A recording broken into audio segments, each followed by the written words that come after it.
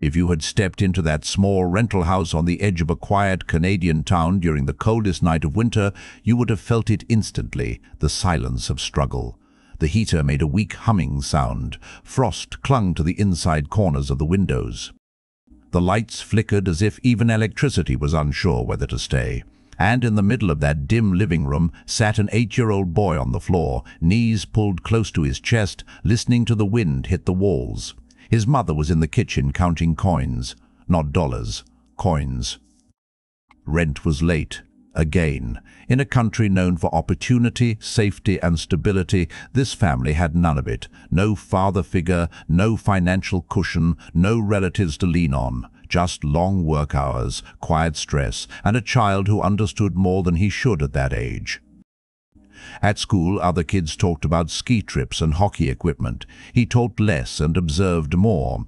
He noticed how confidence followed money, how respect followed success, how the world treated people differently depending on what they owned. That night, as the wind howled outside and his mother tried to stretch impossibly small income across impossibly large expenses, something changed inside him. He did not cry. He did not complain. He decided. One day he would build something so strong that no winter, financial or emotional, could ever shake it again. And that silent decision, made in a freezing room no one remembers, was the first brick in what would become a business empire. But what happened next would test whether that decision was real or just another childhood dream. By the age of 10, he had already stopped asking for things. No new shoes, no birthday gifts, no field trip money. He learned early that every request carried weight, and he refused to add more pressure to his mother's tired shoulders. Instead of asking, he started watching. He watched how the local grocery store owner restocked shelves late at night. He noticed how the snow removal trucks came before sunrise and left with paid contracts. He paid attention to construction crews building new houses on the other side of town, houses far bigger than the one he lived in. While other children were distracted, he was studying. One morning before school, he walked through the neighborhood with a simple idea. Snow had piled high during the night. Driveways were blocked. Cars were trapped. He borrowed an old metal shovel from the garage and knocked on doors. His voice shook when he offered to clear snow for a few dollars. Some people ignored him. Some smiled politely and said no. But one neighbor said yes. The work was harder than he expected. His hands burned from the cold. His back ached. The driveway seemed endless. But when the neighbor handed him cash, real money earned from effort, something shifted inside him. It was small, but it was proof. Money was not reserved for other families. It was a result of value. That afternoon, while counting those crumpled bills in his room, he didn't feel poor. He felt capable. And once a person tastes capability, they begin to think differently. Soon he would discover that earning a few dollars was easy compared to protecting a dream from doubt, especially when the world around you expects you to stay small. By 13, the snow shoveling money had grown into something bigger. He had regular houses now, elderly neighbors who depended on him, a small list of clients written carefully in a notebook. What started as survival had turned into structure. And structure builds confidence. But school was different. In class, when teachers asked what students wanted to become, answers filled the room quickly. Doctor, athlete, influencer, lawyer. When it was his turn, he hesitated.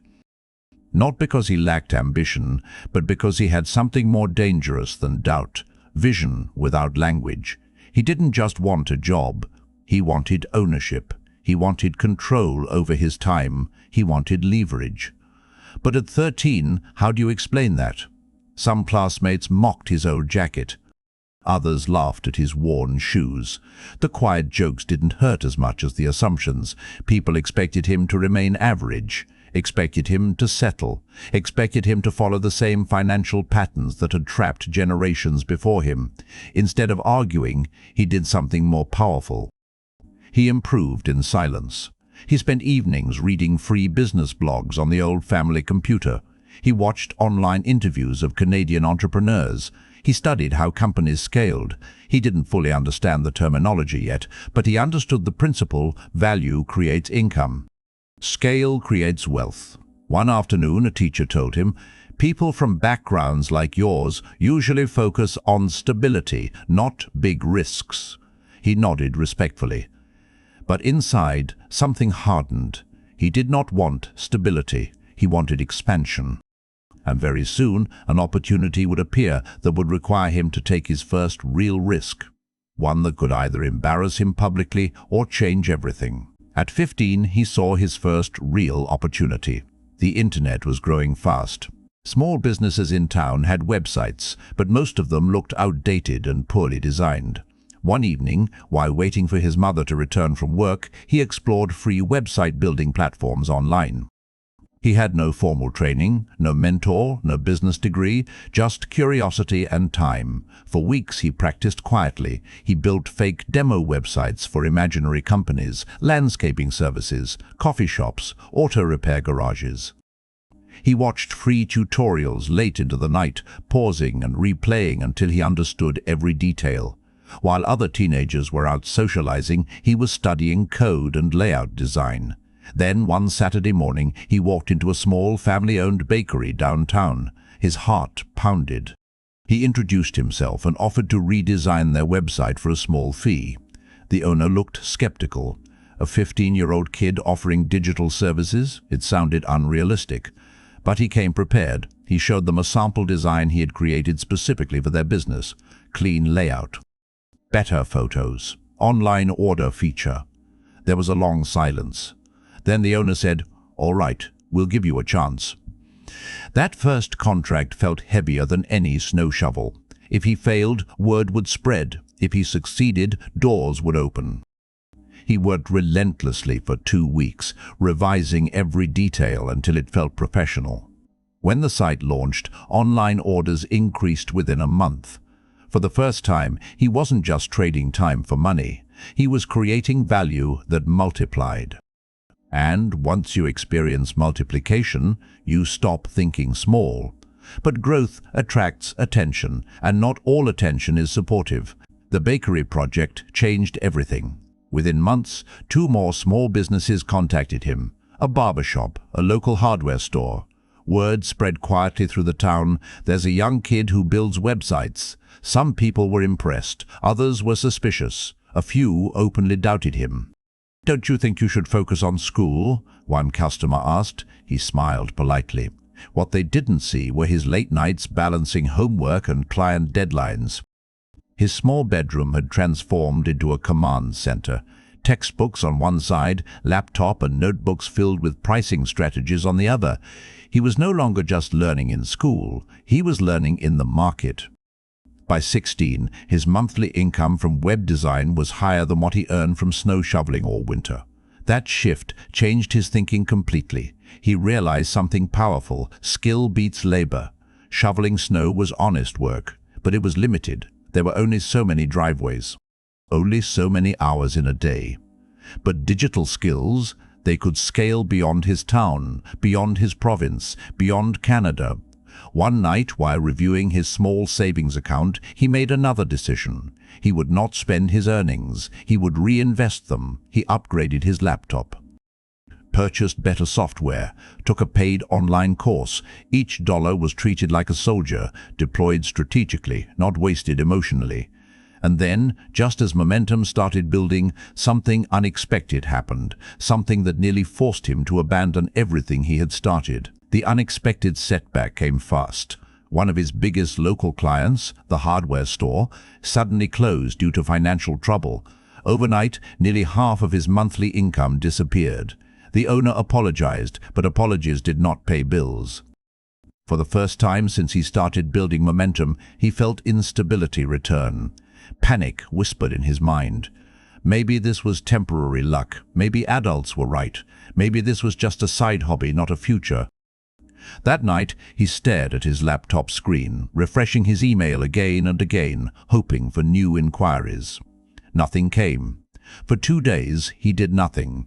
But on the 3rd day, something inside him refused to shrink. He realized something critical. Depending on a small town meant small opportunity. He had been thinking locally in a global world. The internet was not limited to his neighborhood. It connected millions of businesses. So instead of waiting for clients, he went hunting. He created online profiles, sent cold emails to small businesses across Canada, crafted professional proposals, recorded short introduction videos explaining his services. Most ignored him, many rejected him, some didn't even reply. But rejection no longer felt personal, it felt statistical. If he sent 100 emails and received 2 responses, that was not failure, that was data. Weeks later, an email arrived from a startup in Toronto looking for affordable web development help. It wasn't glamorous, the pay wasn't huge, but it was outside his town. It was proof that his world was bigger than he had imagined. And once he stepped beyond the borders of comfort, there would be no going back. The Toronto startup became his first real breakthrough. For the first time, he was working with people who thought bigger, moved faster, and spoke the language of growth. They didn't care that he was young, they cared that he delivered results. And he did. He over-delivered on every deadline. Added improvements they didn't request, studied their competitors, and suggested design upgrades that increased customer engagement. Within months, their online sales doubled. The founder called him personally and said, "You think like an owner." That sentence changed him. Until then, he saw himself as a freelancer, a service provider, someone trading skill for payment. But owner was different. Owners build assets. Owners create systems. Owners design businesses that work even when they are not working. He began studying business models more seriously. Subscription services, recurring revenue, equity shares. He realized something powerful. If he kept charging one-time fees, he would always be chasing the next client. But if he built something scalable, income could repeat without constant effort. At 18, instead of applying for a traditional job like many of his classmates, he registered his first official company. It wasn't glamorous, it wasn't large, but it was legal, structured, real. When he received the registration confirmation email, he stared at it for a long time. A boy who once counted coins with his mother now owned a registered business in Canada. But ownership brings pressure, because once you declare yourself serious, the world begins to test you seriously, and the next test would hit harder than anything before. Starting a registered company felt powerful for about 2 weeks. Then reality arrived. Taxes, accounting, client contracts, legal documents filled with language he barely understood. Suddenly, building websites was the easy part. Running a business was a different battlefield. Mistakes now had consequences. Deadlines had penalties. Expectations were higher. At the same time, graduation approached. Guidance counselors encouraged stable career paths. University is the safe route, they said. Get a degree first, then think about business. Stability sounded logical. Security sounded responsible. But something inside him resisted. He did not reject education. He rejected limitation. Instead of choosing between university and business, he chose both discipline and risk. He enrolled in local college courses focused on business fundamentals while continuing to grow his company. Days were filled with lectures on accounting principles. Nights were filled with client meetings and design revisions. Sleep became shorter. Pressure became heavier. Doubt grew louder. There were moments he questioned everything. Was he moving too fast?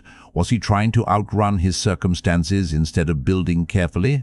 Was ambition blinding him? One evening, after calculating expenses and projected revenue, he realized cash flow was tight. If 2 clients delayed payment, he would struggle. That vulnerability scared him. But instead of retreating, he made a strategic shift. He transitioned from one-time website projects to monthly service packages, maintenance, optimization, ongoing improvements, recurring income. It was risky. Some clients left, others agreed. And within months, stability began to form. But growth attracts competition, and soon he would face rivals who had more experience, more resources, and far more confidence. Competition arrived quietly at first. Larger digital agencies from major Canadian cities began targeting the same small businesses he once served. Their websites looked more polished. Their teams were bigger. Their marketing budgets were stronger. Compared to them, he was just one young entrepreneur working from a modest apartment office. Clients started asking tougher questions. How big is your team? What happens if you get sick? Why should we trust you long term? For the first time, his confidence was challenged not by poverty, but by perception. He realized something important. He could not compete on size. He had to compete on value. Instead of trying to look bigger than he was, he doubled down on personal service. He met clients face to face whenever possible. He learned their business models deeply. He suggested improvements that went beyond websites, marketing funnels, email strategies, customer retention systems. He became more than a developer. He became a strategic partner.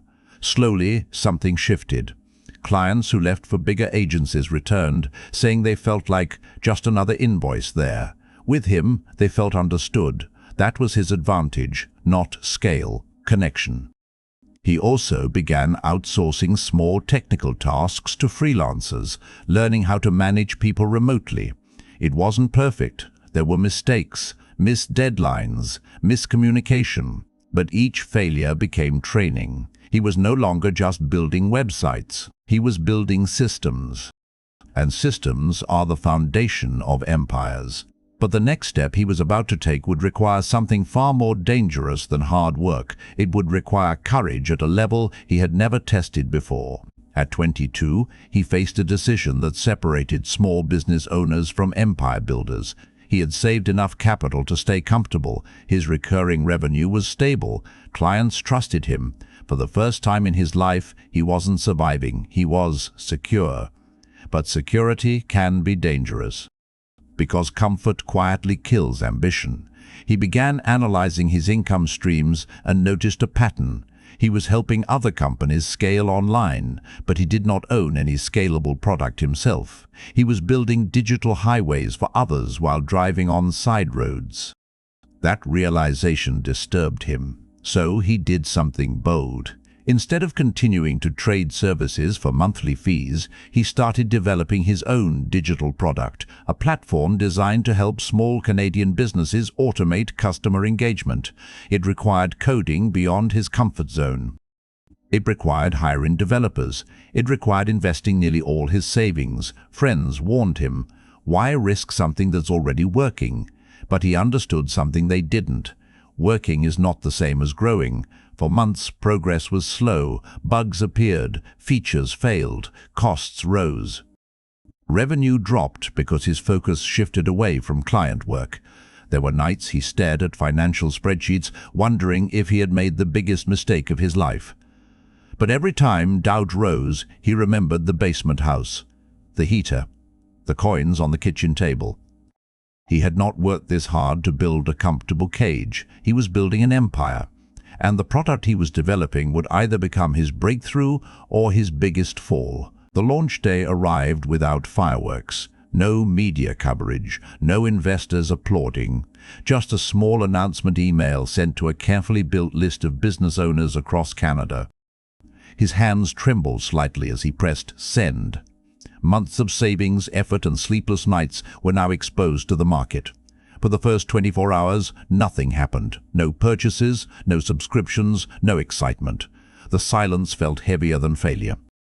He refreshed the dashboard repeatedly. Still zero. On the second day, one small subscription appeared, a plumbing company in Alberta. The revenue was modest, barely enough to celebrate. But it wasn't the amount that mattered, it was validation. Someone believed enough to pay. Then 3 more came. Slowly, painfully slow, momentum began. But growth wasn't smooth. Customers reported glitches. Some cancelled within weeks. Online reviews were mixed. Every complaint felt personal, because this time it wasn't a service, it was his creation. Instead of defending his product, he listened. He personally called early users, asked what confused them, what frustrated them, what they expected. He didn't argue. He adjusted, updated, improved. Weeks turned into months. Cancellations decreased. Retention improved. Word of mouth slowly expanded. It wasn't explosive success. It was steady traction. And steady traction builds something more powerful than hype. It builds foundation. But foundation alone does not create an empire. Scale does.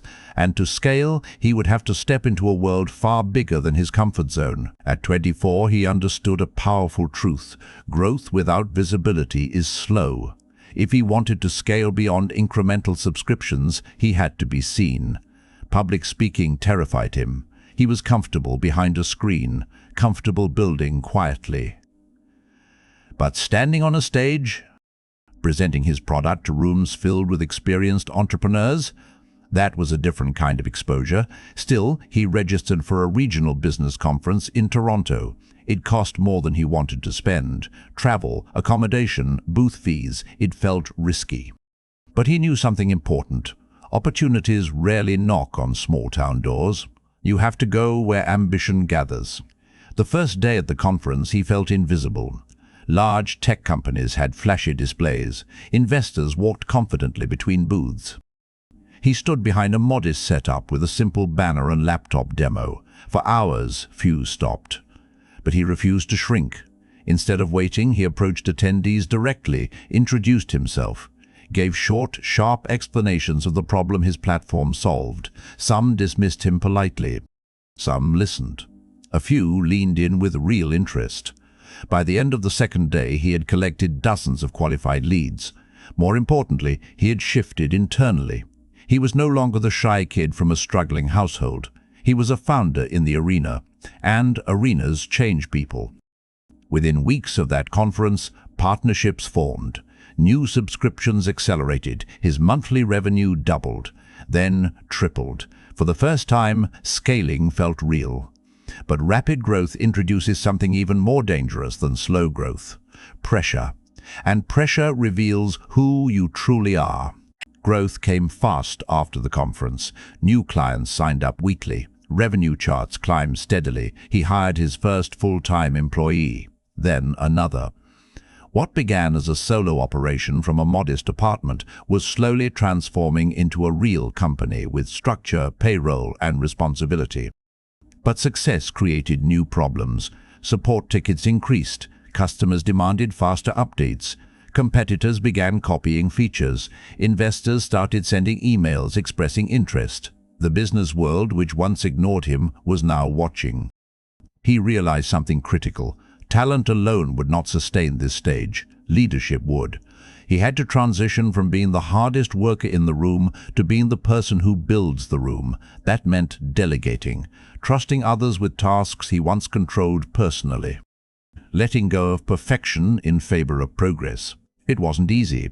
The first employee he hired made mistakes that cost time and money. His instinct was to take everything back and do it himself, but that would limit growth. So instead, he trained, mentored, built processes. He began implementing systems, weekly performance meetings, clear KPIs, structured communication channels. The company was no longer powered by his energy alone. It was powered by coordinated effort. Late one evening, after everyone left the office, he sat alone looking at the team desks around him. This was no longer survival. This was construction. But construction at scale demands resilience. And soon, an economic shift would test whether his growing empire was strong or fragile. The economic slowdown came without warning. Markets tightened. Small businesses, his primary customers, began cutting expenses. Subscriptions were paused. Payment delays increased. The same revenue graph that once climbed confidently now flattened. Fear returned. Not the childhood kind, but the responsibility kind. This time, it wasn't just his future at risk, it was his employees' livelihoods, rent payments, family stability, trust. For a brief moment, doubt whispered again. Had growth been too fast? Had he expanded too aggressively? But instead of reacting emotionally, he analyzed strategically. He gathered his team and addressed the situation directly. No panic, no sugarcoating. He explained the numbers transparently. Together, they restructured pricing models, introduced flexible plans for struggling clients, and focused on high-value features that directly increased customers' revenue. Instead of cutting people immediately, he cut unnecessary expenses, reduced his own salary first. Negotiated better vendor contracts, tightened operations. Pressure did not break him, it refined him. Months passed. Some clients were lost, but many stayed because he had supported them during difficulty. Loyalty formed where transactions once existed. When the market began stabilizing again, his company emerged leaner, smarter, and more trusted. That was the moment he understood something powerful. Empires are not built in expansion, they are proven in contraction. And now that his company had survived its first real storm, investors began approaching him with serious offers that could multiply his reach overnight. But taking outside money comes with a cost, and he would soon have to decide what kind of empire he truly wanted to build. The investment offers looked impressive on paper. Millions in funding, rapid expansion, national advertising campaigns, access to powerful networks, the kind of opportunity many entrepreneurs spend their entire lives chasing. But he read every line carefully. Venture capital did not just provide money. It demanded growth at speed, aggressive targets, strategic control, board influence. The company would no longer move at his rhythm, it would move at investor rhythm. He spent weeks in deep thought. He walked alone through downtown streets at night, asking himself difficult questions. Did he want to build fast and risk losing control, or build steady and maintain ownership? Was the goal to become rich quickly or powerful permanently? The boy who once counted coins had dreamed of security. The young founder had dreamed of scale. But the emerging empire builder now thought about legacy. After long negotiation, he accepted partial funding, but on terms that preserved decision-making authority. He refused deals that compromised long-term vision for short-term valuation. Some investors walked away. Others respected his clarity. With capital injected carefully, he expanded into new provinces, built a stronger development team, improved infrastructure, marketing intensified, growth accelerated again, but this time it was structured. He was no longer reacting to opportunity, he was directing it. And as revenue crossed levels he once thought unimaginable, his name began appearing in business magazines across Canada. But public recognition brings a different kind of pressure, and fame can test discipline in ways poverty never could. Recognition changed the way people treated him. Suddenly, doors opened faster. Invitations arrived, weekly, business panels, podcast interviews, leadership conferences. Journalists called him a rising force in Canadian tech. Articles praised his discipline, his resilience, his strategic thinking. But inside, he felt something dangerous growing. Ego. When success becomes visible, it is easy to believe you are invincible, easy to think every decision you make is correct, easy to forget the basement house, the heater, the fear. He noticed subtle shifts in himself. Interrupting others more quickly, trusting instinct without checking data, feeling impatient with slower team members. That realization scared him more than any financial crisis, because markets can recover, products can pivot, but character, once damaged, is harder to rebuild. So he did something unexpected. He hired a leadership coach, not because he was failing, but because he wanted to prevent failure. He invited honest feedback from his team anonymously. Some comments were hard to read. They described moments where he seemed distant, overconfident, unreachable. Instead of defending himself, he listened. He restructured communication processes, recommitted to weekly open forums with employees, restored the humility that built the foundation in the first place. He reminded himself daily, wealth amplifies who you already are. If discipline built the empire, discipline must protect it. By his early 30s, revenue crossed into 8 figures annually. Offices expanded, teams multiplied. But the true empire was no longer just financial, it was cultural. And the next stage would move beyond business entirely, into impact. With financial success firmly established, his focus began to shift from expansion to influence. He remembered clearly what it felt like to grow up without guidance, without exposure, without someone explaining how systems of wealth actually worked. So he started something new. Not for profit, but for purpose. He launched a mentorship initiative for young entrepreneurs from low-income families across Canada. No flashy branding, no performative charity events. Just structured programs, business education, funding workshops, mindset coaching, access to networks. Applications flooded in. Reading their stories brought him back to his own childhood. Kids working part-time jobs to support families. Teenagers building ideas in basements. Young founders doubting themselves because they lacked connections. He didn't see charity cases, he saw potential. Instead of simply writing checks, he built frameworks, accountability systems, performance tracking, monthly check-ins.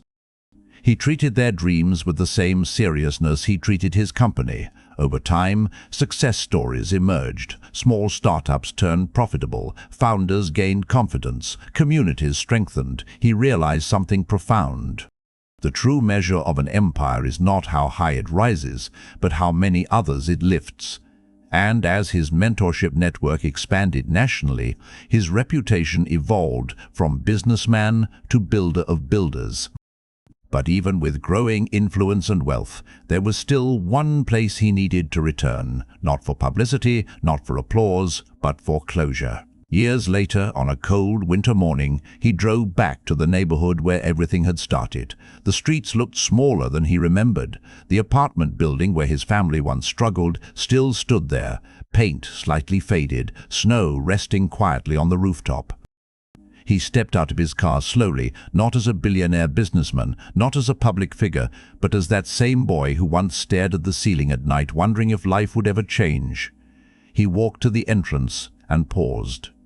This was where he learned hunger. This was where he learned resilience. This was where he learned discipline. He didn't feel anger anymore. He didn't feel sadness. He felt gratitude. Because without those freezing winters, without those empty refrigerators, without those nights of doubt, he would never have developed the mental toughness that built his empire. He arranged for the building to be renovated anonymously. Heating systems upgraded. Community spaces restored. Quiet improvements, no press release, no announcement. As he stood there watching workers begin repairs, he understood something deeply powerful. Success is not revenge against your past. It is proof that your past did not defeat you. And just as he turned to leave that neighborhood for the final time, something unexpected happened, something that would change how he viewed success forever. As he reached his car, a young boy, maybe 8 or 9 years old, stepped outside the building. The child stared at him, curious. There was something familiar in his eyes, the same quiet determination, the same silent questions about the future. "Do you live here?" the boy asked. He smiled gently. "I used to." The boy looked surprised. "But you have a really nice car." He laughed softly. "That didn't always exist." They talked for a few minutes. The boy mentioned wanting to start a small business one day, maybe selling something online, maybe building something. But he wasn't sure if people from this place could actually succeed. Those words hit him harder than any business negotiation ever had. People from this place. He knelt down slightly and looked the boy in the eyes. "You can build anything," he said. "But only if you decide that where you start doesn't decide where you finish." The boy nodded slowly. And in that moment, he realized something. Wealth multiplies, companies expand, assets grow, but belief passed from one generation to another is the most powerful investment of all. As he drove away, he understood that his greatest legacy wouldn't be buildings or balance sheets. It would be the mindset he helped others discover. And that realization led to the final chapter of his journey, the true definition of a business empire. Today, he is recognized as one of Canada's most influential entrepreneurs. His companies operate nationally, his investments shape industries, his name appears in business publications and financial reports. But if you asked him what built his empire, he would not mention capital. He would not mention market timing. He would not mention luck. He would say 3 words. Discipline, consistency, belief. Discipline when no one was watching, consistency when results were invisible, belief when evidence was absent. His journey from poverty to power was not a miracle. It was thousands of small, controlled decisions repeated daily over years. And that is what makes his story powerful, because it means the formula is not exclusive, it is available. Maybe you are watching this from a small apartment. Maybe you feel behind. Maybe your bank account says one thing, but your ambition says another. Remember this: empires are not built in comfort. They are built in cold rooms, quiet nights, and difficult mornings. Where you are now is not permanent. Where you decide to go next, that is everything. And your rise might already be quietly beginning.